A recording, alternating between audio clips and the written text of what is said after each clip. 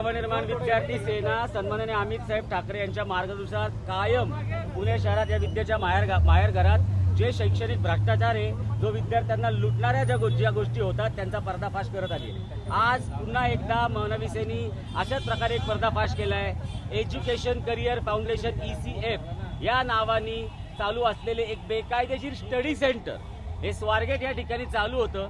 गेले अनेक वर्षांपासून पुणे शहरात हे स्टडी सेंटर चालू आहे। अशा पद्धतीची 15 ते 20 स्टडी सेंटर पुणे शहरात चालू आहेत। हे स्टडी सेंटर म्हणजे नेमकं काय तर खाजगी क्लासेस, मग ते फिजिक्सवाला असेल, बाकलीवाल ट्युटोरियल असेल, Aakash institute, Allen institute, motion, RCC Motegaonkar अशा सगळ्या ज्या खाजगी क्लासेसच्या जवळपास 1 किलोमीटरच्या अंतरावरती अशा स्टडी सेंटर उभारलं जातं।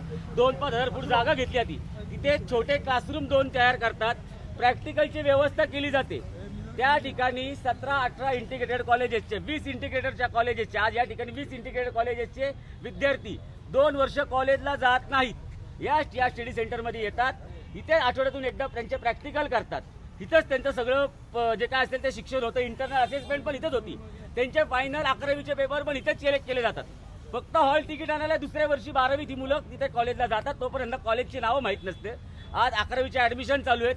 आज आम्ही तुम्हाला मगाशी दाखवलं, इथे मुलांचे डॉक्युमेंट घेतले जातात। हा या पद्धतीनं कुठलं कॉलेज आहे हे गिरमे कॉलेज, हे वानवडीचं, त्याचे फॉर्म इथे कसे वाटतात?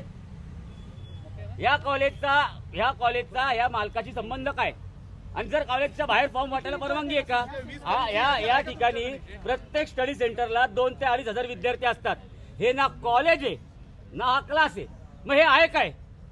हे कुठली आस्थापना आहे? उद्या तुम्ही आम्ही आमच्या घरामध्ये अशा पद्धतीने चालू करू शकतो का?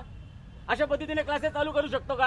हे चालू करण्याचं कारण म्हणजे हे एजंटांनी चालू केलेलं आहे, ज्यांना विद्यार्थ्यांच्या फीच्या पैसे, विद्यार्थ्यांकडनं जर 30,000 फी घेतली तर 10,000 क्लासचे एजंट घेतात, 10,000 हे एजंट घेतात जे हे चालवतात ते, आणि उरलेले पैसे कॉलेजला मिळतात।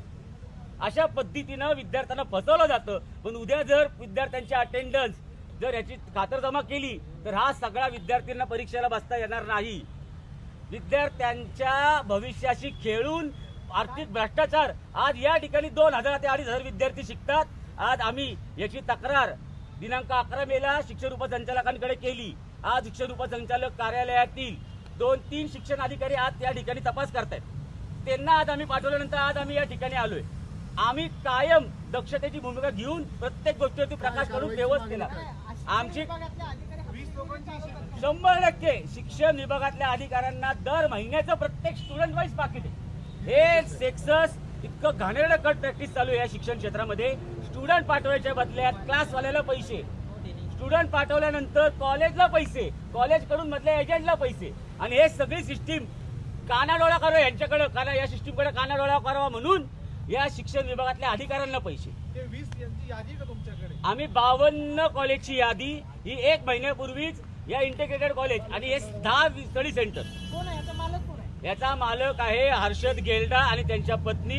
एज्युकेशन करिअर फाउंडेशन तुम्ही गुगल केल्यानंतर तुम्हाला कळेल, ते त्याच्यावरती त्यांचं दिसतं। मिनिस्टर ऑफ कॉर्पोरेट अफेअर्समध्ये त्यांची रिटायर्ड या ठिकाणी नोंद आहे। आज त्यांच्या मागणं आज सारथी लर्निंग सेंटर हे 3 ब्रांच, एज्युकनेक्ट कर्वे रोडला, एज्युकेशन करिअर फाउंडेशन आणि महात्मा फुले कॉलेज, आणि त्याचबरोबर नमो रिम्स कॉलेज ह्याच मालकाशी संबंधित आहे। तक्रार देणार? आम्ही याच्याबद्दल पोलिसांमध्ये तक्रार दिलेली आहे।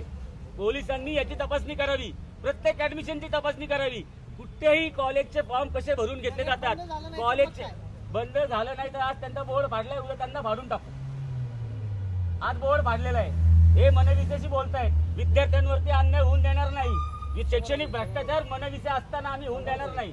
विद्यार्थ्यांच्या बाजूने आम्ही कायम स्वरूपी, आज बोर्ड फाडलाय उद्या तुम्हाला फोडून टाकू। तुम्हाला आता स्पष्ट शब्दात सांगतोय, या सगळ्यांवरती गुन्हा दाखल करा, या संस्था चालकांवर गुन्हा दाखल करा, आणि तुमच्या माध्यमातून विद्यार्थ्यांना आम्ही हात जोडून विनंती करतोय, प्रॉपर कॉलेजला, ज्या कॉलेजला तुम्ही ऍडमिशन लिगली घेताय कॅप राहून तिथेच ऍडमिशन घ्या।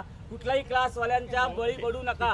क्लासचा धंदा चालवण्यासाठी अशा पद्धतीने स्टडी सेंटर करून भविष्यात विद्यार्थ्यांचं नुकसान होणार आहे।